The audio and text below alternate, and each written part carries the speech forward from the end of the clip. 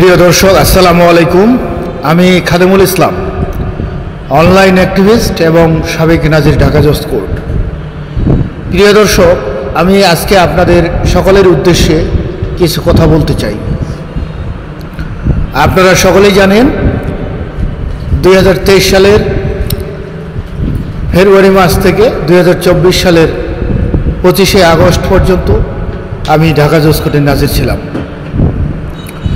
আমার বিবেকের ধারণা থেকে আমি মানুষের কল্যাণে কাজ করার জন্য উদ্যোগ গ্রহণ করি এবং সে মতে আমি কর্তৃপক্ষের নির্দেশপ্রাপ্ত হয়ে ঢাকা জজ কোর্ট প্রাঙ্গণে জনকল্যাণমূলক কাজগুলো শুরু করি।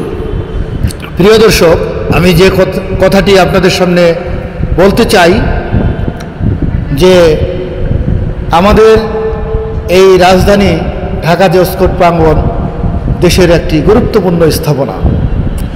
আপনারা সকলেই জানেন যে বাংলাদেশের যা কিছু হয়, সারা দেশে 64 জেলাতে যা কিছু ঘটে সব ঢাকা কেন্দ্রিক হয়।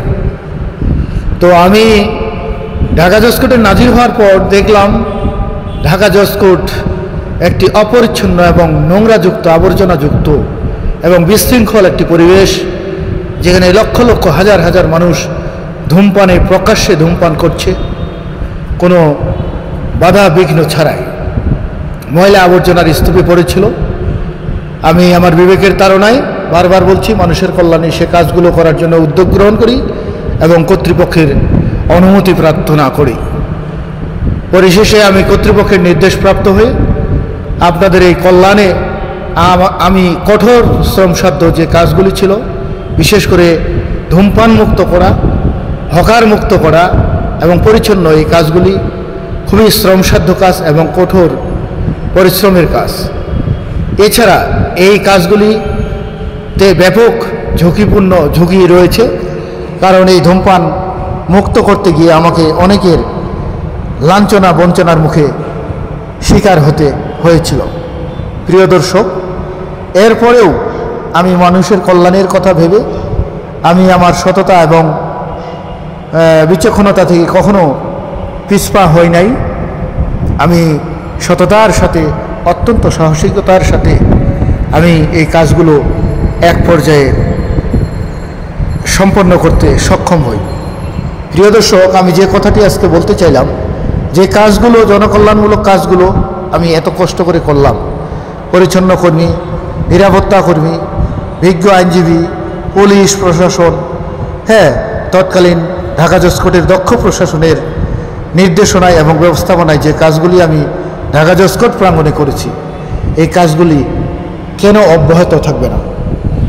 অবশ্যই এগুলি জনকল্যাণমূলক কাজ ছিল এবং এই যে ধূমপান মুক্ত একটি পরিবেশ গড়ে তুলেছিলাম, এই ধূমপান মুক্ত পরিবেশটি অব্যাহত রাখা উচিত ছিল।